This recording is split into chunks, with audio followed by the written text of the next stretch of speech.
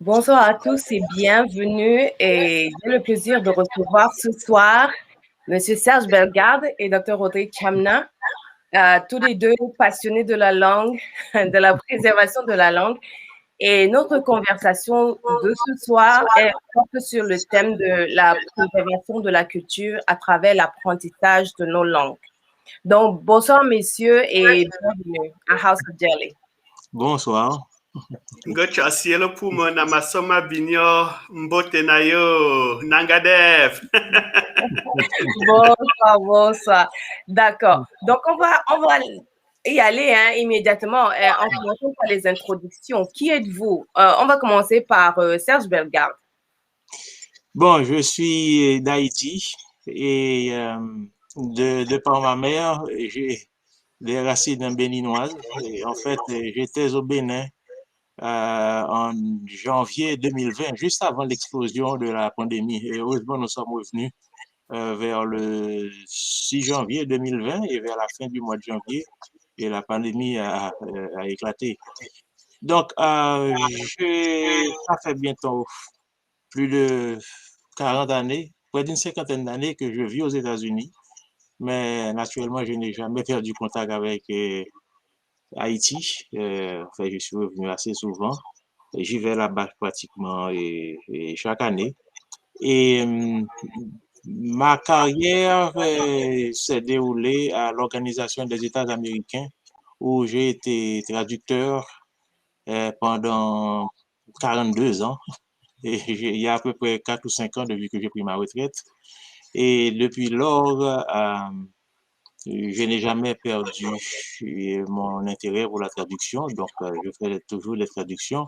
Mais entre-temps, je me suis attelé à la tâche de faire la promotion du créole. Et c'est ainsi qu'il y a à peu près 5 ans de cela, lorsqu'on m'a approché pour devenir membre de l'Académie du créole haïtien, qui venait d'être créée. En fait, il y a toute une histoire à travers, derrière l'académie, donc je crois que nous aurons l'occasion d'en parler. Mais disons que c'est ça. Je suis pour le moment très actif dans la promotion du créole.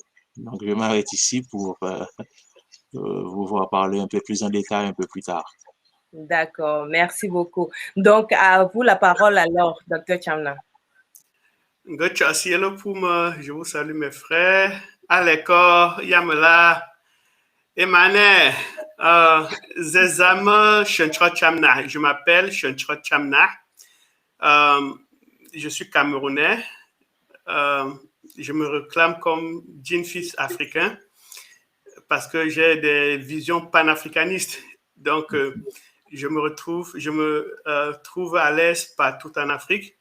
Et je suis le fondateur et promoteur de Résulam, Résurrection des langues maternelles ancestrales.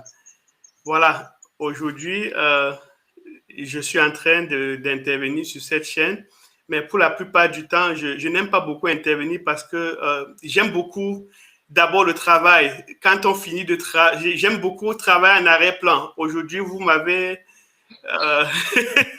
pris de court, oui, je suis obligé de venir là, mais sinon, généralement, nous, on aime beaucoup travailler en arrière-plan et laisser le travail parler de lui-même. Donc, voilà à peu près. Voilà, je m'arrête d'abord ici. Si vous avez d'autres questions, on va un peu détailler. Je vous remercie. Merci. Donc, on va entrer dans le vif du sujet immédiatement. Je vais vous donner quelques statistiques déjà. Selon l'UNESCO, il y a entre 6 000 et 7 000 langues orales qui existent dans le monde et elles ne sont parlées que par très peu de personnes. Et il est dit toujours, selon l'UNESCO, qu'une langue indigène meurt toutes les 2 semaines. Que vous inspirent ces statistiques? Rodrigue, tu commences ou? Non, je te laisse le floor. D'accord. Effectivement, je suis au courant de ces statistiques, mais pour ce qu'il s'agit d'Haïti, je peux dire que le créole haïtien n'est pas du tout en passe de disparaître. Au contraire, il est en plein essor. Et lorsqu'on connaît l'histoire de l'évolution du créole en Haïti, c'est pratiquement connaître l'évolution socio-historique du pays parce que le créole haïtien est une langue de combat.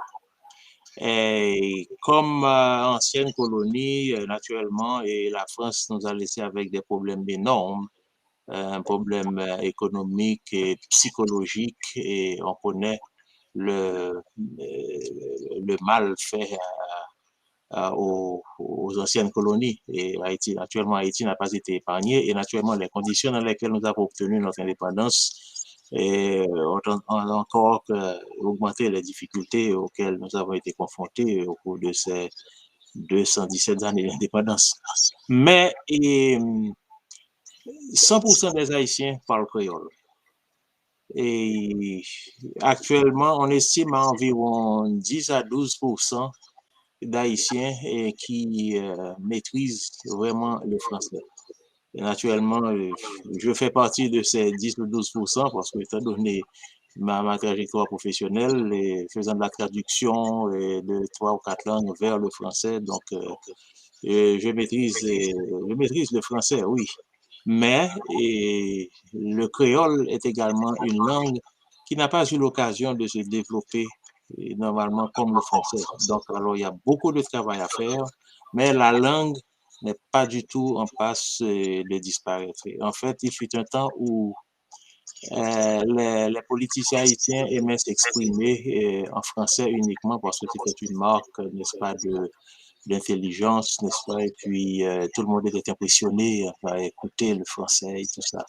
Mais maintenant, c'est juste l'inverse. Lorsqu'un politicien ou bien intellectuel s'adresse à la population haïtienne, plus il parle français seulement, et plus il est suspect aux yeux du peuple. Il faut parler en créole. Donc, c'est pour ça que tous les présidents, ministres et tout, lorsqu'ils font des discours, il faut qu'ils s'expriment aussi en créole, même s'ils s'expriment en français.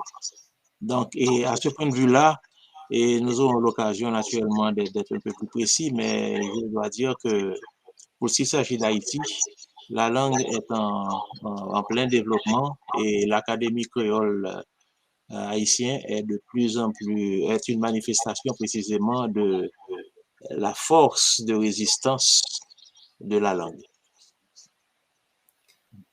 Et je suis très content de cette positivité et de cette action du développement du créole.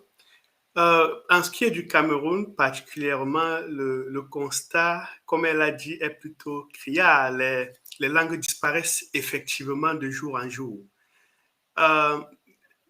Même dans les villages, au fin fond même des villages où on pensait que voilà, c'est le sanctuaire de la protection de la culture, c'est le contraire. Le français et l'anglais, pour des zones où on parle l'anglais, ont envahi l'espace des langues nationales et c'est très très grave.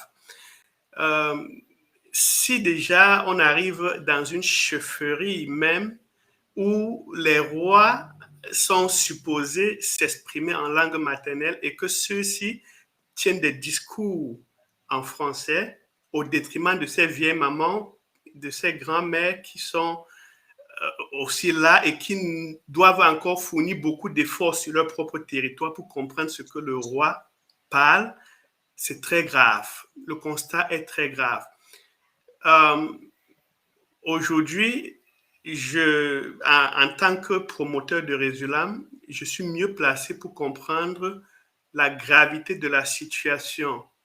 Les gens n'arrivent même plus à compter de 1 à 10 en leur langue maternelle. Je prends juste des petits éléments comme ça. Je ne parle pas de la littérature ou des sciences dans les langues, mais des éléments de base. Et c'est la raison pour laquelle nous sommes là, Résulam est en train de combattre justement pour essayer de résoudre ce problème-là. Donc, je m'arrête d'abord là. Certainement, après, nous aurons beaucoup de détails à apporter pour montrer comment évolue le combat. Mais sinon, ce constat qu'elle décrit est vraiment criard du côté du Cameroun. Et pas seulement du Cameroun, mais dans l'Afrique subsaharienne en général, on a tendance à épouser plutôt les langues coloniales, peut-être soi-disant que ce sont des langues de civilisation, mais vraiment, nous devons encore ne pas s'apaisantir à la sensibilisation, mais passer à l'action, parce qu'on a beaucoup perdu du temps à la sensibilisation. Notre vision maintenant, c'est plutôt de passer à l'action, ne plus rester dans la théorie. Je m'arrête d'abord là, on aura beaucoup à dire à ce sujet-là. D'accord, merci à vous. Et je tiens à souligner que depuis l'an 2000, précisément le 21 février 2000, la journée mondiale de la langue maternelle est célébrée. Donc, il me vient à l'esprit de vous poser la question, messieurs, comment définissez-vous la langue maternelle? La langue maternelle, c'est cette langue que l'on écoute à la maison. Et lorsque, en fait, encore, je ferai toujours référence à Haïti puisque c'est le pays que je connais le plus et je vis cette expérience. Pratiquement, la première langue qu'écoute un bébé qui vient de naître et en majorité en Haïti, c'est le créole haïtien. Hein. Naturellement, il y a une petite élite, n'est-ce pas, et éduquée en France, n'est-ce pas, et qui a eu accès à l'éducation en français, n'est-ce pas. Donc, bon, ils parlent français, mais si on faisait une étude des statistiques, on verrait que lorsque le bébé vient de naître, la première langue qu'il écoute, c'est c'est la langue maternelle qui en Haïti est le créole haïtien.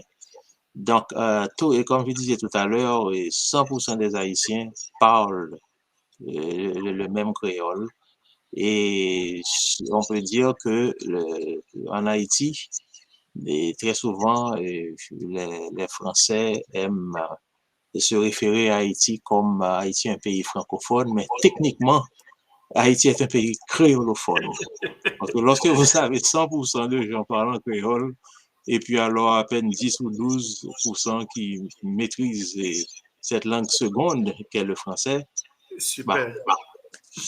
le pays, Haïti est un pays francophone et nous sommes près de 12 millions d'Haïtiens à parler le même créole haïtien. Alors. Oui, pour juste argumenter, c'est quoi une langue maternelle? Étymologiquement, on retrouve l'explication dans le mot. C'est la langue de la mère. C'est la langue, c'est cette langue, n'est-ce pas, que la maman utilise pour bercer son enfant, même depuis son sein. C'est ça l'étymologie. Bien que je n'aime pas trop le terme langue maternelle, je préfère le terme langue ancestrale pour moi. Parce que, vois-tu, quand on se limite à la mère, surtout aujourd'hui, surtout dans des couples, j'ai eu à voir beaucoup de cas où on a eu des couples mixtes et la mère dit, mais on parle de langue maternelle, pourtant le père veut que ce soit la langue paternelle qui soit parlée à la maison. Mais étymologiquement, quand elle parle de la définition, elle a raison. Elle dit, mais c'est la langue maternelle qu'on doit enseigner à l'enfant et non la langue paternelle. Voilà, c'est juste pour dire que voilà, étymologiquement, c'est la langue de la mère et elle a raison. Mais en parlant de langue ancestrale, ça permet de regrouper tout ça et aller plutôt chercher la langue que parlaient nos ancêtres. Donc, voilà, la langue maternelle, étymologiquement, c'est la langue de la mère, mais sur le terrain, ça peut être n'importe quelle langue ancestrale. D'accord. Donc, on parle très souvent du fait que l'identité, la culture et la langue soient très liées. Et moi, j'aimerais vous demander en quoi est-ce que la langue est le socle de l'identité d'un individu? Oui, ça c'est une bonne question. Déjà, j'aime toujours aller à l'étymologie de chaque thème. Hein. Quand on dit identité, c'est l'unicité, ce qui te caractérise, ce qui te distingue. Hein. Donc, quand je te vois en route là, en dehors du fait que nous serons noirs ensemble, tu es noir, je suis noir avec la race, mais s'il faut vraiment un trait qui va pouvoir nous distinguer, premièrement, c'est ta langue maternelle. Hein? Donc, la langue, c'est le socle de la culture. Pourquoi? Parce que il y a des éléments intraduisibles qu'on ne peut pas exprimer dans une autre langue. Quand je vais même déjà au plan médical, je prends, non, n'entrons même pas encore au plan médical, prenons déjà même nos propres noms que nous portons. Rodrigue. Écoutez comment ça sonne. Si vous ne m'avez pas vu physiquement, si je suis au bout du fil et on dit Rodrigue, vous faites référence directement à qui? Pas certainement à un Bamileke. Donc, c'est déjà premièrement ces genres d'éléments fondamentaux de l'être, de l'identité, qui permettent déjà à caractériser l'être humain. Et ça ne peut se faire qu'à travers sa langue maternelle. Quand on traduit, même prenons même nos vrais noms que nous traduisons en français, il y a beaucoup de pertes parce que la prononciation ne peut même pas être exactement la même prononciation en langue locale. Quand vous voyez mon nom, prononcez un peu mon nom. Chamna. Ça, c'est terrible, c'est catastrophique. Désolé. Vous comprenez? Non, il ne faut pas être désolé. Vous avez raison parce que le français a permis que vous appelez Chamna. Chacun peut dire Chamna, chacun peut même Chamna, chacun peut appeler ça comme il veut, mais vous voyez comment déjà identitairement je ne me retrouve pas dans Chamna. Mais il faut dire Chamna. Vas-y. Chamna. Là, tu secoues mon âme, tu touches mon âme. Donc, il faut aller d'abord premièrement avec des éléments factuels. D'accord? Donc, si déjà vous n'arrivez pas à prononcer mon nom tel que ça doit être prononcé dans ma langue maternelle, alors c'est normal que ce soit la langue qui soit le socle, le vecteur de cette transmission. Je vais d'abord m'arrêter là pour ne pas monopoliser la parole. Je laisse d'abord la parole à mon confrère. Après, je reviendrai avec des exemples si possible, si nécessaire. Et tu as absolument raison. En fait, je crois que c'est Nelson Mandela qui disait que lorsqu'on parle à quelqu'un dans une langue qui n'est pas la sienne, on lui parle avec la tête. C'est-à-dire que lorsqu'on lui parle dans sa langue, on parle avec son cœur. Et c'est ce que tu viens de dire, Rodrigue.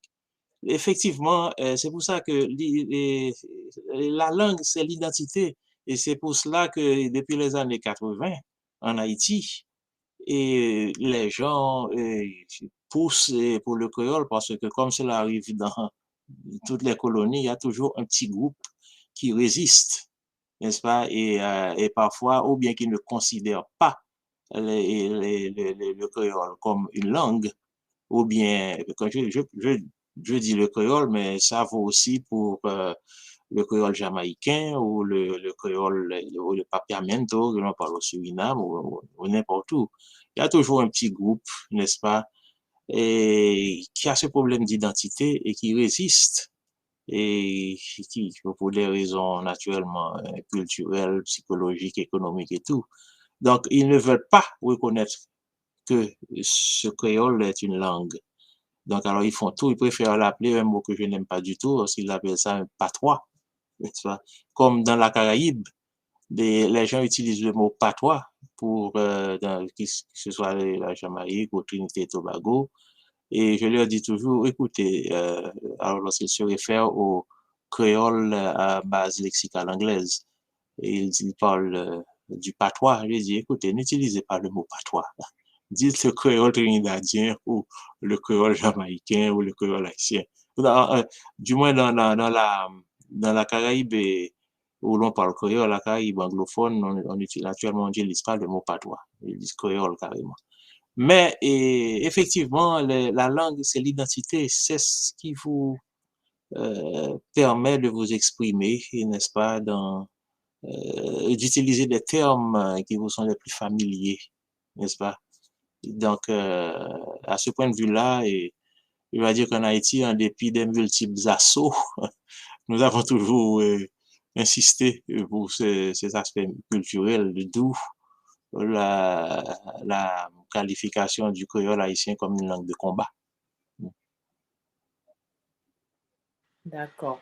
Donc, peut-on, à cet instant précis, et j'apprécie véritablement vos contributions parce que ça va faire réfléchir en tout cas. Est-ce qu'on peut véritablement parler d'une fierté identitaire ou une fierté culturelle sans savoir parler sa langue maternelle? Parce que la vérité est que beaucoup d'entre nous, que ce soit ma génération ou la génération précédente, et d'autres, celles qui nous suivent, bah, les gens, c'est dilué et on sait peut-être un mot ici et là, mais on se sent quand même fier. Donc, selon vous, est-ce que on peut être fier de son identité sans parler la langue maternelle, la langue ancestrale? Je dirais que oui, et on peut, hein, mais le problème qui se pose la plupart du temps, bon, prenons un exemple, puisque nous sommes ici aux États-Unis, il y a plusieurs politiciens ou bien des personnes opérant dans différents domaines, n'est-ce pas, qui ne manquent jamais de se référer à leurs origines. Hein, je dis ça. Mes parents sont de Trinité et Tobago ou bien je suis d'Haïti, qui mentionnent ça, n'est-ce pas? Naturellement, c'est plutôt superficiel parce que pendant qu'ils parlent ainsi, et parfois ils ne font pas nécessairement un effort pour parler la langue de, de, de leurs origines. Par exemple, mes parents viennent de Trinité et Tobago, ou bien alors mes parents viennent de tel ou tel pays, mais très souvent ils ne parlent pas la langue, ils ne font pas l'effort d'apprendre la langue si elle est différente de l'anglais. Mais quand même, le fait à leur niveau de mentionner, parce qu'il y a des gens qui refusent de mentionner d'où viennent leurs parents, par exemple. Donc, je trouve que c'est déjà ça. C'est une certaine, c'est une certaine fierté parce qu'il y a des gens qui essaient de cacher ça pour des raisons, qui sait pourquoi. Mais quand même, je ne dirais pas qu'il n'y a pas de fierté en disant ça, franchement. OK. La question, c'était est-ce qu'on peut, n'est-ce pas, réclamer une fierté culturelle ou identitaire sans parler la langue, c'est ça? Oui. Euh, oui, oui et non. Oui, parce que déjà, premièrement, euh, il y a beaucoup de personnes qui sont vraiment intéressées à la culture, mais qui n'ont pas eu la chance de pouvoir parler la langue maternelle. Ça existe. Mhm. Hein? Et je pense à mon frère Mbamuntia, un fervent activiste culturel, mais qui n'a pas la chance, qui n'a pas eu la chance de pouvoir bien parler sa langue maternelle jusqu'ici. Mais à ceux-là, je dis toujours, vous avez des limites. Parce que, comme j'ai dit tout à l'heure, il y a des intraduisibles. Mhm. Je prends juste un exemple de nos repas, de nos mets. Quand il faut trouver le nom en français, on n'arrive pas. Je dis nos repas, nos aliments de chaque jour que nous mangeons. Il n'y a pas de nom. On essaie d'approcher des noms en français de tout, mais ça ne donne rien. Vous voyez? Je prends l'exemple du. Vous avez entendu parler du jujube? Oui. Oui. On appelle ça jujube, mais allez chercher jujube sur Internet, vous allez trouver autre chose. D'accord? Vous allez trouver beaucoup d'autres choses, sauf ce jujube africain dont il serait mieux de dire Ndundam. Allez-y, dites Ndundam. Allez-y, prononcez Ndundam. Ndundam. Jindam. Voilà comment on appelle ça Ndundum ou bien Ndundam. Mais quand j'appelle ça jujube, ça perd sa connotation. Aujourd'hui, avec les travaux que nous faisons, ça vous permet d'aller chercher ce mot Ndundam en écrivant Ndundam sur Internet et que ça vous ressorte exactement cet élément culturel que vous n'aurez pas trouvé si vous avez cherché en français. Donc, la fierté culturelle, c'est très bien, mais sans la langue maternelle qui est le socle de transmission, vous serez limité. Je prends l'exemple du... Regardez nos tenues, les tenues vestimentaires que nous avons. Est-ce que vous savez que ce sont des symboles qui sont enterrés là à l'intérieur, qui ne peuvent être exprimés qu'à travers la langue de conception de ces symboles-là? Donc, c'est pour vous dire que pour vraiment être complet dans la quête culturelle, allez d'abord apprendre la langue maternelle. C'est pour ça qu'à Résulam, nous avions pensé que, vous savez, nous avons plusieurs échelons. Le premier échelon, c'est l'apprentissage d'abord de la langue maternelle, proprement dite. Nous sommes encore à ce stage. Le deuxième échelon, c'est l'utilisation de cette langue maternelle pour enseigner la culture même du peuple. Et le troisième échelon, c'est l'enseignement de la technologie et des sciences ancestrales en utilisant pas la langue du colon, mais la langue maternelle qui trouve, n'est-ce pas, tous les éléments nécessaires pour véhiculer le message. Donc, voilà à peu près ce que je peux dire à ce niveau-là. Je paye pour moi. Merci. Si je peux ajouter quelque chose, effectivement, pour renforcer précisément cet aspect de connaître la langue pour pouvoir vraiment apprécier la culture. En créole haïtien, nous avons le mot blanc. Naturellement, quelqu'un qui ne sait pas, blanc égale white. Et il y a des Américains qui se sont rendus en Haïti et qui ont été plutôt estomaqués de ce que les Haïtiens les appellent les blancs. Mais en Haïti, dans le créole haïtien, le blanc, le mot blanc, B-L-A-N, se réfère à n'importe quel étranger, quelle que soit sa couleur. Donc, très souvent, j'ai eu à dire à certains Américains lorsqu'ils vont là-bas, écoutez, lorsque vous vous appelez blanc, c'est pas parce que vous êtes blanc ou c'est pas une manifestation de racisme, c'est simplement vous êtes un étranger. Donc, mais il faut connaître la culture pour comprendre ça. C'est ça. La langue. Ouais. Effectivement. Donc, ça nous amène un peu à parler, puisque merci. Je me suis arrêtée. Merci beaucoup. Merci. En passant, ce nom Rodrigue aujourd'hui, ça me suit partout, mais c'est une connotation négative pour moi. C'est un nom d'esclave. C'est pour ça que les prénoms, est-ce que vous savez comment on appelle prénom dans notre langue maternelle? Non, comment? Zendok. Zendok. Ça, c'est en Féfé? En Féfé. Zendok. En Manjumba. Len Mekat. En Douala, ça doit être Dinala Mokala, hein? Dinala Mokala, yes, effectivement. Maintenant, qu'est-ce que ça veut dire? Le nom du blanc. Le nom du blanc. Ça fait pleurer. Dans nos propres langues maternelles, on appelle prénom nom du blanc. Et ça fait que directement, vous vous sentez, quand vous portez ce nom, qu'est-ce que vous pensez que psychologiquement, là, ça va créer dans votre esprit? Rodrigue, Chimène, Arlette, Serge. Hein? Donc, à partir de là, on vous dénature déjà, on vous enlève déjà l'élément, la substance, dès les bas âges. On vous enlève déjà votre identité, même seulement à travers vos noms. Et ça, ça c'est inconsciemment, vous vivez avec ça inconsciemment sans vous en rendre compte. Mais ça vous éloigne de jour en jour de votre identité. Donc, c'était juste la parenthèse là. Merci. Je te laisse la parole. D'accord. On apprend on apprend quelque chose.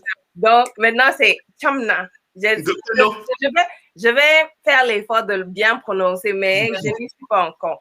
Yapé, c'est bon. D'accord. Donc, oui, Yapé, c'est bon. Donc, en rentrant, si tu vas rentrer au moins avec 2 mots. D'accord. Donc, vous représentez 2 structures bien différentes dans 2 parties du monde bien distinctes. Commençons par Serge.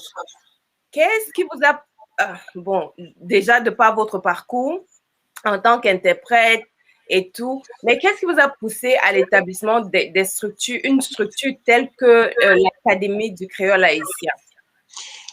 Bon, la création de l'académie est le fruit, non pas de mes efforts, mais d'Haïtiens et qui, depuis plus d'une trentaine, d'une quarantaine d'années, luttent pour la légitimité du créole haïtien. Parce qu'il y a une petite élite très puissante, économique, sociale, etc., qui considérait, et même jusqu'à présent, il y en a qui considèrent que le créole ne va vous mener à rien. N'est-ce pas? Ils n'estiment pas que le créole a une valeur comme langue. Donc, quand j'ai dit tout à l'heure que le créole était une langue de combat, et je n'exagère pas, parce que ça fait longtemps qu'il y a plusieurs créolistes haïtiens et aussi compétents en français qu'en créole luttent précisément pour la légitimité de la langue. Et c'est en 1979 que le ministre de l'Éducation d'alors, nommé Joseph Bernard, a,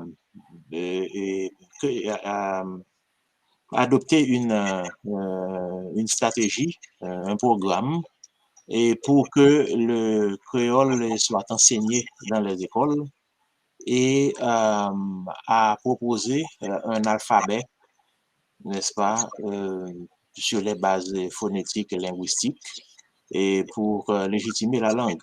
Et même là encore, il y avait des résistances. Et ce n'est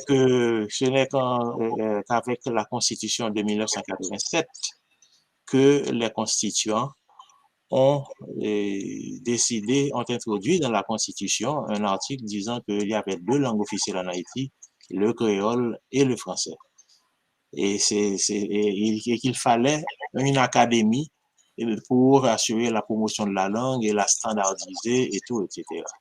Donc, alors, pour vous donner une idée de la lutte qu'il y a eu pour que le créole arrive là où il est actuellement en Haïti, la Constitution de 1987 a été adoptée en mars, le 29 mars 1987. La loi autorisant la création de l'Académie a été adoptée en 2006 et ce n'est que le 4 décembre 2014 que l'Académie a été actuellement installée. Donc alors, vous voyez le laps de temps qui s'est écoulé entre l'introduction du concept de l'académie dans une constitution et en fait la création même, l'installation de l'académie. Et nous avons commencé avec 33 académiciens et depuis lors, donc, nous travaillons dans des conditions assez difficiles parce qu'il y a beaucoup d'obstacles, comme vous pouvez vous l'imaginer. Actuellement, peut-être que plus tard, vous aurez l'occasion de citer quelques-uns de ces obstacles. Mais c'est comme ça que j'ai un recteur d'université qui m'avait appelé, par exemple, pour me demander de devenir membre de l'académie. Et parce que il y a plusieurs d'entre nous qui travaillons pour la promotion du créole avant même l'existence de l'académie. Donc, c'est comme ça. J'ai eu à faire des traductions en créole. À un certain moment, dans la région de Washington, j'étais l'un des rares à pouvoir traduire en créole haïtien, même s'il y avait beaucoup d'haïtiens dans la zone, mais parler la langue et l'écrire correctement, c'est deux choses tout à fait différentes. Donc, ça a été un parcours très difficile et jusqu'à présent, il reste beaucoup à faire. Donc, nous travaillons d'arrache-pied. Donc, et tous les membres de l'Académie du créole haïtien sont des volontaires. Personne ne reçoit de salaire, sauf le personnel, n'est-ce pas, le secrétariat, des gens qui font fonctionner la machine, quoi. D'accord. Et donc, je repose la question, Tchamna, d'où est venue l'idée de Résulam? L'idée de Résulam, comme je dis, ça naît du constat que, voilà, les langues sont en train de disparaître et on constate que l'État seul ne peut pas prendre ça en charge. L'État a déjà trop ses problèmes comme ça. Voilà, il faut faire quelque chose parce que si on ne fait qu'attendre que ça vienne de là, ça va mourir et rien ne sera fait. Donc, la disparition des langues, je vais dire quoi? J'aime appeler ça la supercherie coloniale. Le fait de vraiment nous montrer que la langue du blanc est supérieure à la nôtre et on a finalement fini par croire. Donc, c'est tout ça qui fait que, voilà, au lieu de passer le temps à faire des théories, n'est-ce pas, nous avons décidé de passer à la pratique. Les universitaires se battent jour et nuit. Je parle des linguistes.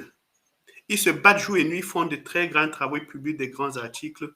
Mais malheureusement, ça n'atteint pas le public qui est en bas. Vous voyez, ça reste dans le cadre universitaire. Donc, ce que nous faisons, c'est que nous démocratisons, n'est-ce pas, le résultat des grandes recherches pour atteindre la cible même. Parce que ça ne sert à rien de faire des littératures linguistiques et tout ça sans pouvoir pratiquer, rendre cette langue-là vraiment pratique au quotidien.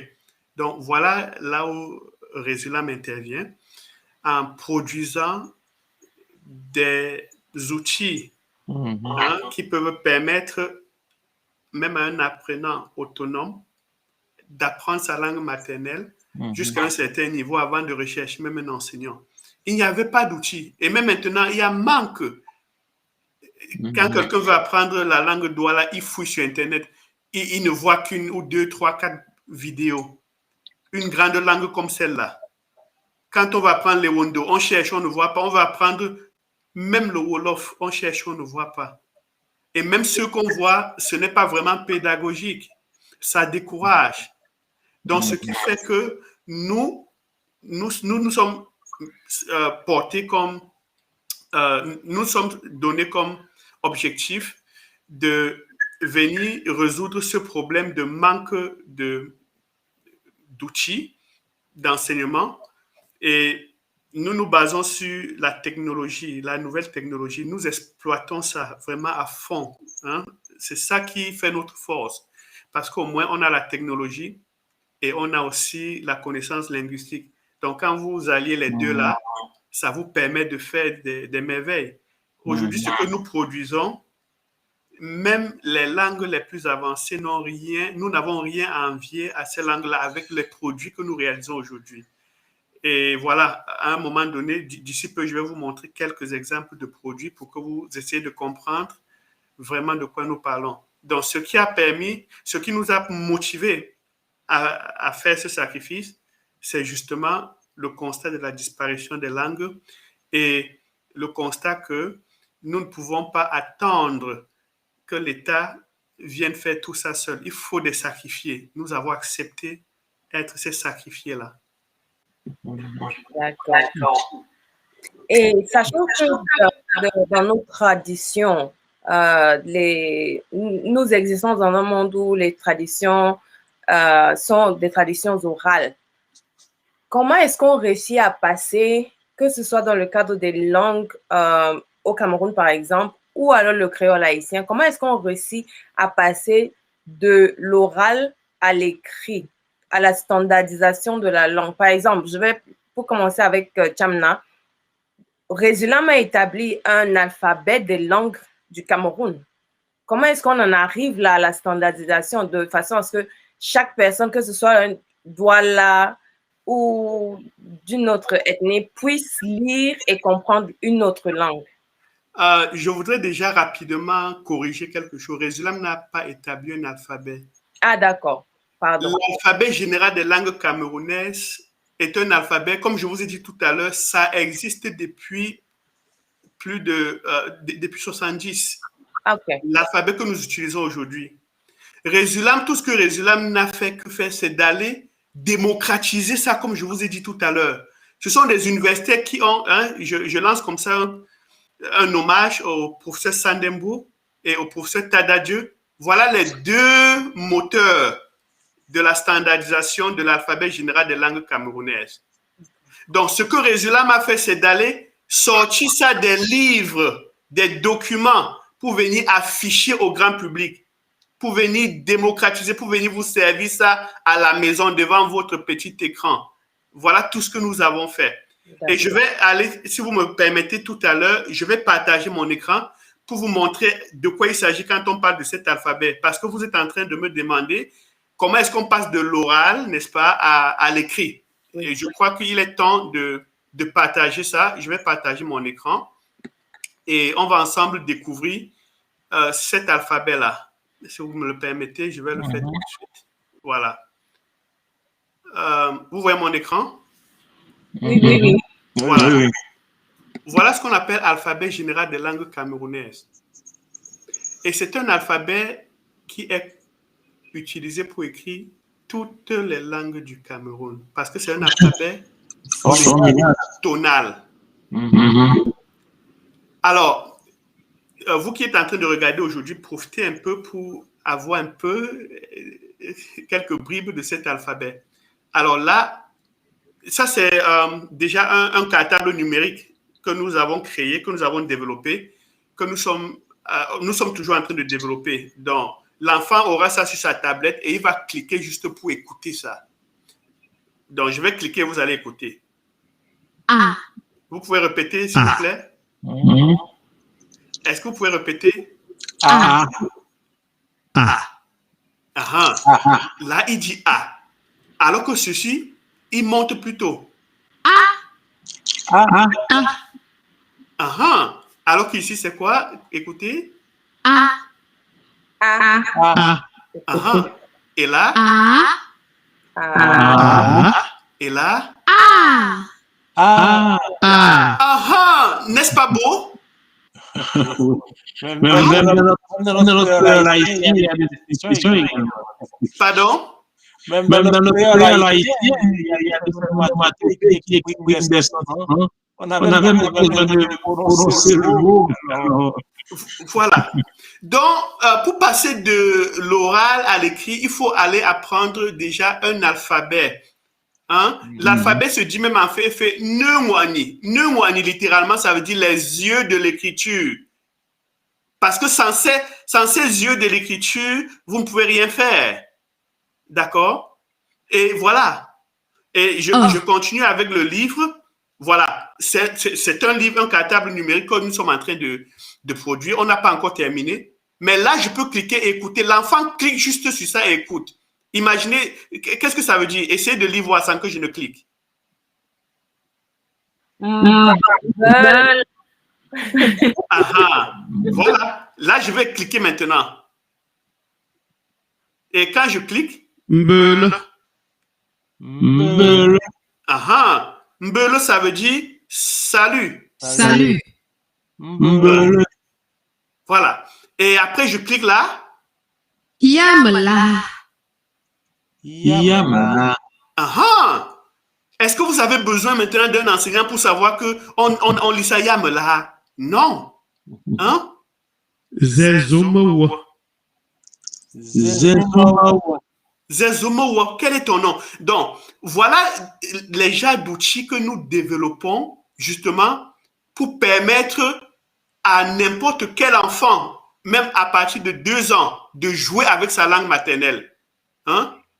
Si je clique là, là, il dit nge, ça veut dire je. Voilà. Donc, nous développons des outils vraiment à la pointe de la technologie qui vont permettre aux enfants, même sans tuteur, d'apprendre leur langue maternelle de manière autonome. Donc, voilà comment est-ce que Résulam permet de résoudre ce problème-là, pas par les discours, pas par la théorie, mais par la pratique, par des outils que nous vous laissons à votre portée pour pouvoir apprendre votre langue. Voilà quelques outils que je vous ai montrés. Donc, je m'arrête d'abord là. D'accord. En tout cas, ça, c'est véritablement l'utilisation de la technologie pour les générations smartphones, comme on les appelle souvent. Et je sais que l'Académie du créole haïtien, il y a aussi des outils qui sont mis en place. Est-ce que vous pouvez en parler un tout petit peu? Absolument. En fait, c'est la même trajectoire qu'au Cameroun, sauf que naturellement, en Haïti, c'est un peu plus simple parce que nous n'avons que le créole, nous n'avons pas autant de langues qu'au Cameroun. Mais la stratégie de production d'outils, c'était un grand problème parce que dans le passé, il y a des gens qui voulaient apprendre le créole et il y avait un problème, c'est l'absence d'outils, justement. Et et des gens, c'est pour cela que des gens comme des linguistes bien connus, comme Yves Desjean et Paul Desjean, se sont attelés justement à la tâche de standardiser la langue pour commencer. En fait, et tout à l'heure, Rodrigue disait que Résulam n'a fait que... Chamna. Ah, Chamna, pardon. Pardon. Elle disait justement que Résulam, c'est ça? Oui. Comment pour Résulam avait simplement démocratisé l'accès, n'est-ce pas, à cet alphabet. Et ce que l'Académie créole a fait, c'est quelque chose de similaire. L'alphabet proposé par le ministre de l'Éducation dont je parlais tout à l'heure, Joseph Bernard, était un ouvrage et c'était un travail très bien réalisé sur des bases scientifiques. Et ce que l'Académie a fait précisément, c'est de prendre cet alphabet, d'introduire quelques petits changements et en 2017 a adopté une résolution déclarant que voilà, c'est l'alphabet officiel de la langue créole. Et à partir de là, il y aura d'autres changements, n'est-ce pas même changements, mais plutôt des améliorations et des points à préciser sur des bases linguistiques et scientifiques.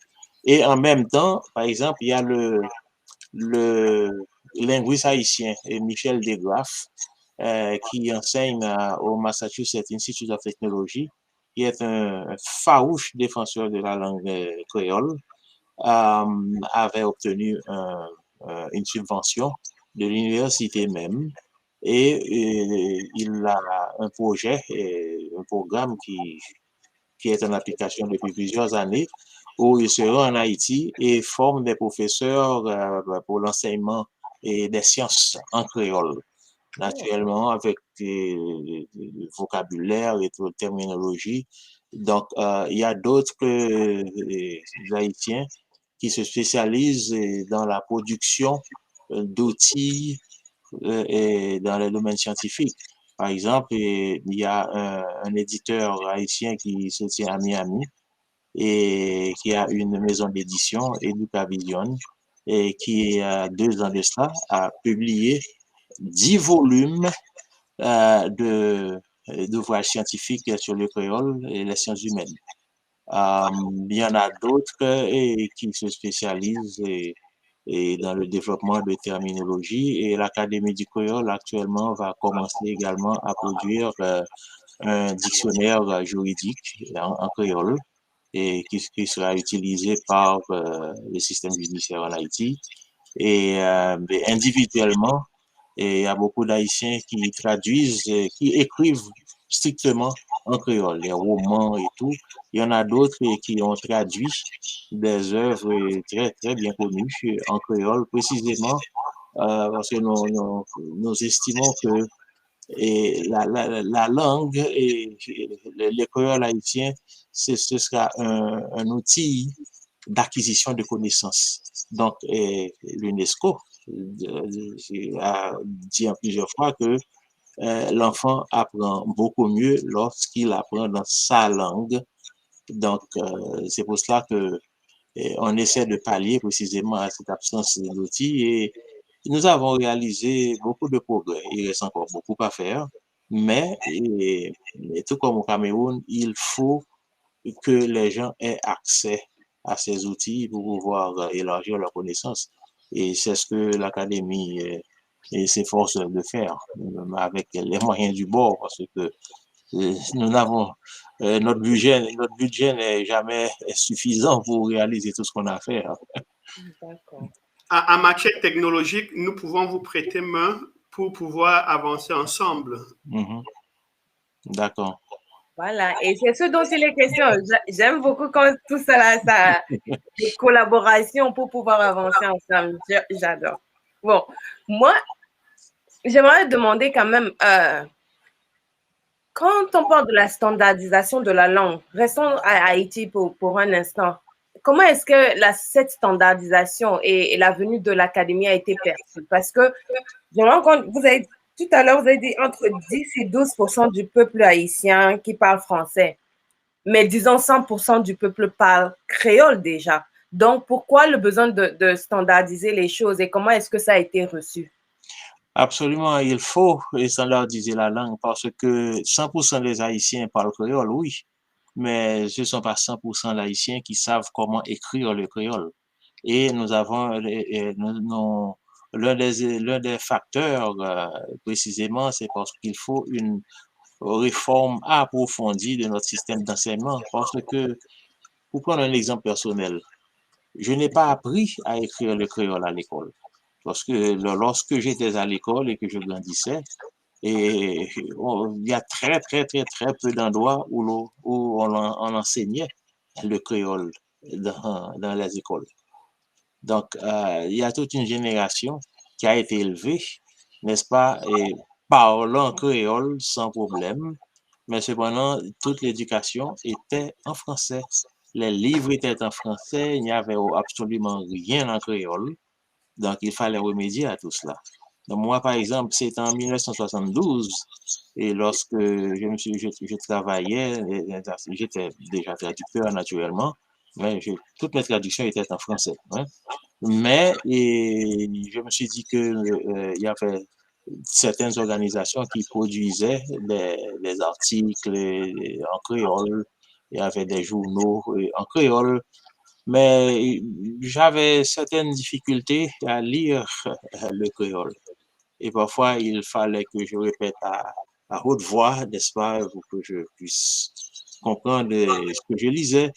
Donc, je me suis dit que, écoutez, c'est pas possible, il faut que j'apprenne à écrire le créole et que c'est pas possible. Je ne peux pas travailler dans les langues et ne pas connaître ma langue. Vous l'avez appris à quel âge? Ah non, non, je suis né, depuis mon enfance, je parlais créole, mais simplement je ne l'écrivais pas. Oui, je parle de l'écriture. De l'écriture, nous avions un site sur l'Internet avec des amis qu'on appelait On Parlait, parlons, On Parlait. Et puis alors, l'un des principes, c'était que tous ceux qui participaient à ce site devaient écrire en créole.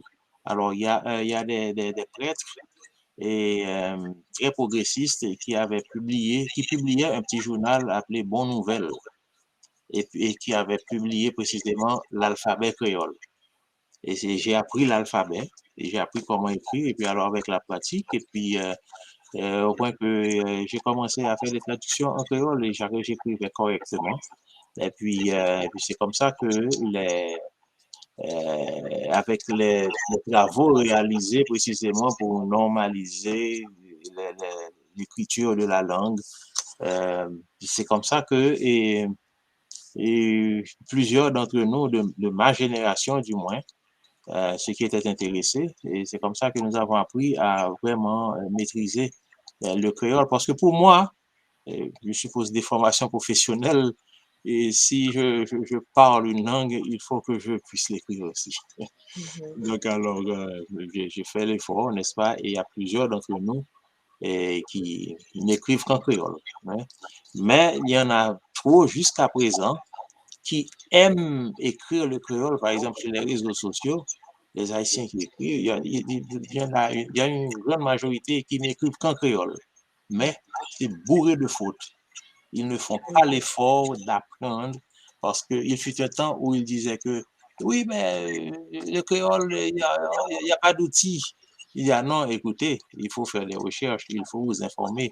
Il y a l'académie et l'alphabet officiel a été publié. Donc, si vous voulez faire l'effort, vous trouverez tout ce qu'il faut pour écrire la langue correctement. Et cet alphabet a été conçu et non pas de façon frivole. Il y a des règles phonétiques et linguistiques qui ont présidé à l'écriture de la langue. Justement, nous allons démocratiser ça ensemble, comme j'aime utiliser ce terme-là. Parce que tant que ces règles-là ne viennent pas les trouver dans leur salon ou bien dans leur cuisine, ils n'iront pas chercher. Là, c'est l'expérience que nous avons eue. Les gens sont devenus paresseux. Et en dehors de la paresse, nous sommes vraiment envahis de plein d'informations de nos jours. Ça fait qu'on a beaucoup de choix et du coup, on n'a plus le temps d'aller chercher d'autres. Alors que si ça vient vous retrouver, même par curiosité, vous allez un peu regarder de quoi il s'agit et vous pouvez finir par aimer. Donc, ça, c'est la stratégie que je vous propose aussi au niveau du créole. Si ce n'est que moyen technologique, nous allons vous prêter main et on va le faire ensemble parce que c'est aussi notre mission. Oui, c'est ce que nous faisons aussi. D'ailleurs, le mois d'octobre, c'est le mois de la célébration du créole. Et le dernier samedi du mois d'octobre, c'est la grande célébration. Mais tout au long du mois, partout où il y a des communautés haïtiennes, que ce soit au Canada, aux États-Unis, en France, dans la Caraïbe, et il y a toutes sortes d'activités de promotion de la langue créole. Et naturellement, ici, dans la région de Washington, nous célébrons le créole chaque année et nous avons en moyenne, avant la pandémie, et nous recevions à peu près 350 à 400 personnes et nous avions une séance de dictée, n'est-ce pas? Et puis les gens posaient des questions, donc on leur disait voilà comment on écrit, etc. Et il y a énormément d'intérêt, énormément d'intérêt. J'ai eu le plaisir d'assister, je pense, 2 années consécutives avant bien entendu que tout change.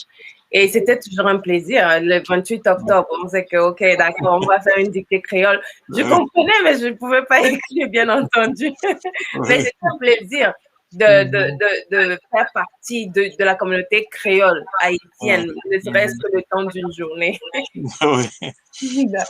Donc, parlons un tout petit peu on a mentionné le système éducatif. Donc, restons dans cette lignée-là. Et malheureusement, dû à l'héritage colonial, la preuve, nous parlons une langue coloniale présentement pour échanger. Donc, ce système éducatif nous a laissé cet héritage linguistique-là. C'est le français qu'on parle. Comment est-ce qu'on peut véritablement utiliser ce système éducatif qui est en place pour l'apprentissage de nos langues? Est-ce que le gouvernement, parce que ça doit passer par le gouvernement, est-ce que c'est assez ouvert et est-ce qu'il y a des opportunités pour apprendre nos langues maternelles au niveau de l'école? Est-ce qu'on peut commencer par le Cameroun? Oui, au Cameroun, le gouvernement fait beaucoup d'efforts pour introduire les langues maternelles dans le système éducatif. Ils font beaucoup d'efforts. Mais ces efforts, comme je vous ai dit, ce n'est pas toujours suffisant, vous voyez. Donc, il faut toujours des activistes en dehors de l'État qui puissent venir prêter main forte. Donc, aujourd'hui, au niveau du Cameroun, on a déjà introduit, il y a certaines langues régionales qui sont enseignées à l'école et ça se passe plutôt très bien même, mais l'accompagnement de ces enseignants-là, c'est toujours ça qui fait défaut. Et aussi, beaucoup d'enseignants, j'ai eu des retours, beaucoup d'enseignants ont des difficultés avec des proviseurs qui ne trouvent même pas en ça une matière vraiment à mettre au programme et puis directement, on leur donne au lieu d'1 heure, parfois on leur donne 30 minutes ou bien, je ne sais pas moi. Donc, il y a toujours ce petit problème-là, ces petits frottements-là. Mais sinon, l'État fait sa part et la population doit aussi accompagner aussi ces genres d'actions-là. Donc, ça doit être mutuellement. Je m'arrête d'abord, je ne sais pas si c'était ça la question. Oui. Oui. Et à Haïti, comment ça se passe à Haïti? Parce que je sais qu'il y a eu un accord entre l'Académie et le ministère de l'Éducation. Donc, est-ce qu'il y a une volonté véritablement d'utiliser ce système pour permettre que tout le monde puisse écrire et pas seulement parler? C'est l'un des plus grands problèmes que nous affrontons, non seulement, quand je dis nous, je parle de l'Académie des créoles haïtiens, mais également la société en général, du moins la grande majorité créolophone en Haïti. Le problème, c'est qu'il manque précisément cette volonté politique du gouvernement, n'est-ce pas, d'entamer une profonde réforme de l'enseignement, parce que nous en avons besoin. Non seulement nous avons un taux d'analphabétisme élevé, mais également et nos dirigeants, et je ne veux pas être trop radical et dire qu'ils ne sont pas intéressés, mais disons qu'ils manquent de volonté. Disons-le comme ça. Ils manquent de volonté, n'est-ce pas? Donc, notre lutte se fait à plusieurs niveaux. D'une part, et même si l'Académie a signé, par exemple, un protocole d'entente avec le ministère de l'Éducation nationale, mais dans le cas d'Haïti, il faut une politique d'aménagement linguistique en Haïti, ce qui n'existe pas encore. Il faudra un gouvernement vraiment progressiste pour que ça se fasse. Et deuxièmement, vous savez quel est le plus grand ennemi précisément de cette démocratisation de la langue et l'enseignement en créole et l'acquisition de connaissances, etc. Le plus grand ennemi de cette affaire-là, c'est la France. J'imaginais. Et c'est pour ça que je dis que le créole est une langue de combat. Parce que vous ne pouvez pas vous imaginer les subtilités qu'utilisent les Français pour essayer de freiner la progression du créole en Haïti. Et ils considèrent ça comme une menace parce que lorsqu'ils veulent faire Haïti, ils disent toujours que le bastion francophone est en Haïti, le pays du monde francophone, parce que, étant donné que la Martinique et la Guadeloupe ne sont pas des pays, donc ainsi que leurs autres colonies dans la Caraïbe. Donc, ils considèrent Haïti comme un pays stratégique pour la francophonie. Et, comme je disais tout à l'heure, du point de vue statistique, Haïti n'est pas un pays francophone. Hein? Mais il faut maintenir ça. Donc, avec leurs, entre guillemets, complices à la direction du pays, ils vous donnent un peu, n'est-ce pas, mais ils gardent la grande partie, n'est-ce pas, de leur stratégie pour essayer de vous apaiser. Mais naturellement, ça crée des difficultés énormes pour l'évolution de la stratégie de l'Académie et de la majorité franco-créolophone. Mais nous parvenons quand même à réaliser de grands progrès parce que l'Académie du créole haïtien n'est pas une institution privée, c'est une institution d'État et une institution créée par la Constitution et qui dispose de son propre budget, n'est-ce pas? Donc, dans le budget national, il y a les crédits qui sont alloués au fonctionnement de l'Académie du créole haïtien, naturellement qui n'est jamais suffisant, mais ce n'est pas une institution privée qui peut être étouffée et qui éventuellement pourrait disparaître comme ça arrive dans d'autres pays. C'est bien à savoir que vraiment l'État a institutionnalisé ça et puis alloue des fonds à ça. C'est bien à savoir. Absolument. S'il y avait de telles sources au pays, je veux dire, vraiment allouer un budget pour le fonctionnement des langues maternelles, on serait plus loin que ça. Ça, c'est bien à savoir. Oui. Mais le grand problème, comme je disais tout à l'heure, c'est que nous n'avons pas encore de politique d'aménagement linguistique. Et il y a des gens en Haïti, naturellement de l'élite, n'est-ce pas, qui ne veulent vraiment pas donner le créole la place qui lui revient quand même, parce que si on veut élargir vraiment la perspective, le créole n'est pas seulement une question de parler et de l'écrire. Il y a aussi toutes les retombées économiques et sociales. Et à ce moment-là, ils considèrent leurs intérêts menacés. Et puis alors, ils font tout pour limiter les dégâts. Alors, c'est là la lutte. Oui. Parce que quand même, le créole haïtien, c'est, vous l'avez dit, je pense, 10 à 12 millions de personnes. Justement, C'est beaucoup. autrement dit, et si nous avions un gouvernement qui, je dirais, et si nous avions des dirigeants qui avaient cette vision, Haïti, en principe, est placé pour prendre le leadership du monde créolophone. Parce que c'est en Haïti que l'on trouve le plus de créolophones et dans tous les pays, que ce soit dans le Pacifique ou dans la Caraïbe où l'on parle créole, eh bien, Haïti a plus de créolophones que tous ces pays combinés. Ouais. Absolument. La lutte continue, hein. Absolument. La lutte continuera. Yeah. Donc, toujours dans le cadre éducatif, mais au niveau de l'université, il y a certaines universités ici, par exemple Howard University, ici à Washington, D.C., qui ils offrent des langues africaines, des cours de langue, comme le Swahili ou bien le Yoruba. Donc, pour certains étudiants dans certaines filières. Que pensez-vous de ces efforts-là?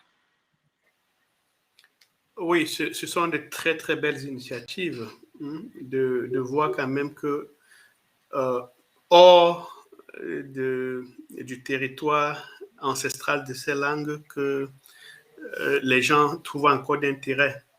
C'est très bien. Ce sont des initiatives à louer. Mais comme vous savez, comme je le redis encore, aller faire 1 heure de cours par semaine dans une université, ça ne peut pas permettre de pratiquer la langue. Ça reste toujours au niveau universitaire. Donc, il faut un système d'immersion. Il faut penser à créer, ou bien à émuler, n'est-ce pas, un système vraiment où les gens peuvent aller s'immerser dans la langue. Et c'est de ça qu'il s'agit. À l'université, tout ce qu'on fait, j'ai eu à voir des cours du Wolof. J'ai une amie à moi, Marianne, elle est enseignante du Wolof ici à l'université de New York. Donc, non, Columbia University, je crois. Elle est enseignante du Wolof là-bas. J'ai vu le contenu de son cours, mais avec ça, vraiment, ce n'est pas suffisant vraiment pour pratiquer la langue. Parce qu'eux aussi n'ont pas beaucoup de temps. Et même à l'université, quand on leur donne ces horaires-là, c'est tellement réduit. Et ils sont aussi limités en budget.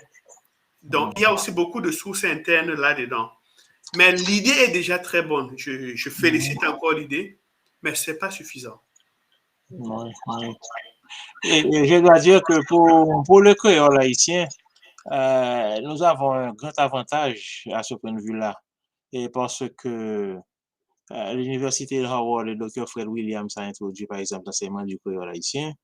Et à l'Université des Antilles, on enseigne le créole haïtien. Bon, quand je dis le créole haïtien, disons le créole à base lexicale française, parce qu'il y a des différences régionales, entre Haïti et la Martinique, la Guadeloupe, etc., etc. Mais c'est le même créole, en fait. Et on enseigne aussi le créole, par exemple, à l'université de Duke University en Virginie, où il y a un professeur haïtien qui enseigne le créole et a même eu un élève à présenter sa thèse en créole haïtien. Ici, aux États-Unis, c'est une première. À l'université de Miami, on enseigne le créole. À Boston, par exemple, il y a une école pour enfants, je crois, bref, une espèce de garderie d'enfants bilingue, anglais, créole haïtien. Et donc, à ce point de vue-là, le créole haïtien a pris beaucoup d'extension au cours de ces 10 dernières années. En fait, je suis même tombé une fois sur un petit livret écrit par un Italien, un livre de contes pour enfants en Italie et en créole haïtien, en italien et en créole haïtien. Donc, c'est très encourageant de voir que le créole est enseigné comme ça en dehors d'Haïti. D'accord. Et pour revenir à ce que Chamna disait un tout petit peu, les programmes d'immersion. Est-ce que avoir des programmes d'immersion pour les langues africaines ou même le créole haïtien, des échanges interculturels pour que les étudiants aillent véritablement vivre la langue, est-ce que ce serait trop demandé et comment est-ce que vous entrevoyez ça?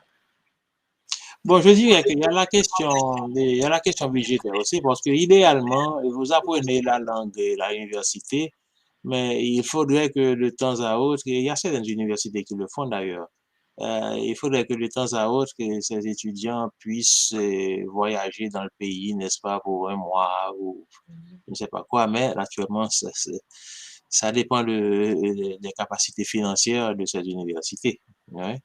Moi, c'est ce que je pense. À ce moment-là, même si ce n'est que pour un mois seulement, mais le fait d'être entouré de la langue, de la culture et tout ça, un mois peut contribuer effectivement à une acquisition assez substantielle comme ça de la langue. En ce qui concerne Résulam, dans notre charte, dans notre programme, nous avons effectivement prévu des programmes d'immersion où l'apprenant peut aller, il s'inscrit pour aller vraiment dans des maisons d'accueil, pas dans des grands centres d'accueil où, voilà, on peut se dire en une semaine, en 2 semaines, on ne parlera que cette langue d'accueil. Donc, nous avons prévu ça. Mais comme il a dit tout à l'heure, c'est comment matérialiser ça. C'est là où il y a le problème. Si on nous accompagne, nous avons les moyens techniques pour le faire, mais il faut accompagner ça. Et nous avons aussi réfléchi, c'est toujours des théories, nous pouvons émuler même sur place ces genres de centres d'immersion. Ça veut dire quoi? Je suis aux États-Unis, on peut créer des maisons, des centres, des petits musées. Avec un ami, on est en train de réfléchir comment créer un musée, n'est-ce pas, africain ici, un musée africain, mais qui sera beaucoup plus centré sur la linguistique. Et l'utilisation de la linguistique maintenant pour modéliser et pour reconquérir, n'est-ce pas, tout ce qu'on a eu à perdre dans le passé. Parce que le plus souvent, l'aspect linguistique n'est pas souvent au centre des recherches historiques. Et c'est dommage. Alors qu'on peut exploiter la langue pour découvrir des choses cachées qui n'auraient pas pu se dévoiler juste par les moyens archéologiques, vous voyez. Donc, nous avons au sein de Résulam aussi déjà ces genres de programmes d'immersion, même sur place. Maintenant, il faut le matérialiser. Mais sinon, ce sont de très bons programmes à réaliser, à couvrir. D'accord. Certainement, il y a des gens qui vont nous regarder et s'ils ont des moyens, ils sont les bienvenus pour investir et soutenir des initiatives comme les vôtres. Donc, j'aimerais aborder un autre sujet parce que quand on se rend compte, quand on parle une langue occidentale, on est vu comme un peu, permettez le terme, évoluer jusqu'à présent. Et c'est synonyme de rentabilité, de compétitivité, même au niveau du marché du travail. Par exemple, ici, on se dit, quand on est infirmière et qu'on parle le français ou l'espagnol, c'est peut-être 2-3 dollars de plus, etc., etc. Et ce n'est pas seulement dans ce milieu-là. Est-ce que les langues africaines peuvent concurrencer avec les autres sur ce plan-là? Quelles sont vos pensées? Oui, ça c'est une très bonne question. Je vais d'abord, premièrement, vous dire qu'il arrivera un moment où ce sont ces langues africaines et ces langues rares-là qui feront la plus-value. Et on est en train de tendre vers là. je prends aujourd'hui le cas du Swahili. Est-ce que vous savez combien d'emplois ça génère, la langue Swahili? La langue Swahili génère de l'emploi même à des gens juste parce qu'ils sont natifs et qui n'ont même pas appris vraiment la langue, mais parce qu'ils sont natifs, ils font des traductions, ils interprètent, ils font beaucoup de choses avec cette langue-là, juste parce qu'ils ont eu le bonheur d'être nés dans cette langue et parce qu'ils ont appris cette langue naturellement. Donc, c'est pour vous dire que la tendance va s'inverser et c'est en train de s'inverser. Aujourd'hui, vous savez, tout ce qui est rare est recherché. Vous savez ça, c'est une théorie. Tout ce qui est rare est recherché. C'est ceux-là qui sont en train de s'investir dans ces perles rares que sont nos langues, qui demain vont bénéficier de tous les atouts que cela comporte. Aujourd'hui, si on veut chercher un traducteur dans les langues bamileke, vous allez beaucoup creuser. Vous allez beaucoup chercher. Et le peu que vous allez voir, parfois ce seront même des gens qui, juste parce que ils ont grandi dans la langue, ont quelques bribes, mais qui ne maîtrisent pas parfaitement. Je veux vous dire que les traducteurs dans les langues rares sont très rares. Et c'est eux qui seront au podium d'ici quelques jours parce qu'ils seront recherchés. Donc, je m'arrête d'abord pour ne pas monopoliser la parole, mais sinon, j'ai beaucoup à dire à ce sujet. Pour confirmer effectivement ces considérations, et il fut de temps, le créole haïtien n'est pas une langue officielle à l'OEA, n'est-ce pas? Parce que c'est le français, l'anglais, le portugais et l'espagnol. Mais durant les dernières années de ma carrière là-bas, et le problème qui s'est posé, c'est qu'il y avait une nécessité d'avoir certains documents traduits en créole haïtien. Et c'est moi qui les appelais parce qu'il n'y avait personne d'autre. Donc, et ce que je veux dire, c'est que il y a deux aspects dans la question. Dans le pays même, lorsque la majorité impose sa langue, dans Haïti, disons le créole, eh bien, l'étranger n'a pas le choix de se conformer parce que s'il veut avoir des rapports, s'il veut avoir des contacts avec la population, etc., eh bien, il s'arrange pour envoyer des gens qui parlent la langue de la majorité. Par exemple, dans le cas d'Haïti, il n'y a pas un diplomate américain qui se rend en Haïti et qui ne passe 6 mois à apprendre le créole haïtien.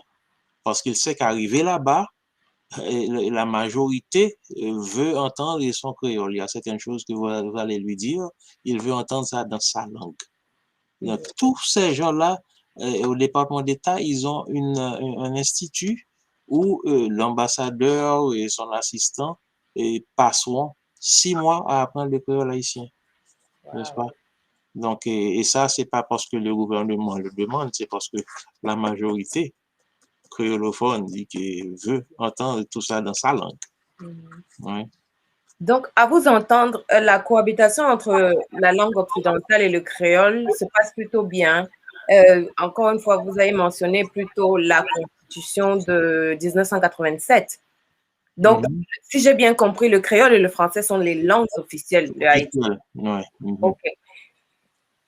Au niveau du Cameroun... OK, ça allait être ma question, pardon. Est-ce que c'est possible d'avoir une cohabitation d'une langue occidentale? Déjà, au Cameroun, on en a 2 qui sont officielles et on a plus de 200 ethnies. Quelle sera la langue si jamais ça arrive? Quelle sera la langue ancestrale qui va cohabiter avec ces langues occidentales? Oui, ça c'est une très bonne question et c'est une question pour moi très facile. C'est une question compliquée pour les autres, mais pour moi, c'est tellement facile. Déjà, je corrige, je ne m'aligne pas derrière ces chercheurs qui disent qu'il y a plus de 200 ethnies au Cameroun. Je ne m'aligne pas là. Ça contribue juste à décourager les gens qui veulent vraiment œuvrer dans ce sens. Je prends les Bamileke.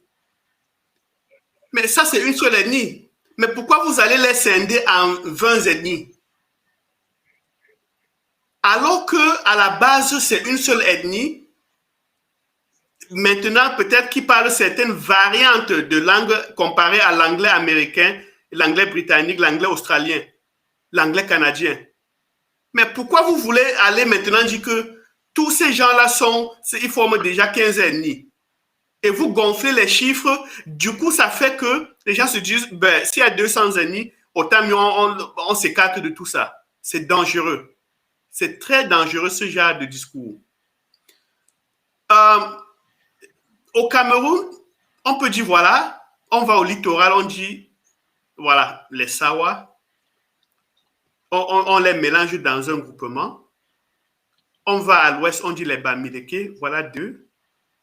On va au nord, peut-être si le Fufulde est prédominant, on dit, voilà, le Fufulde.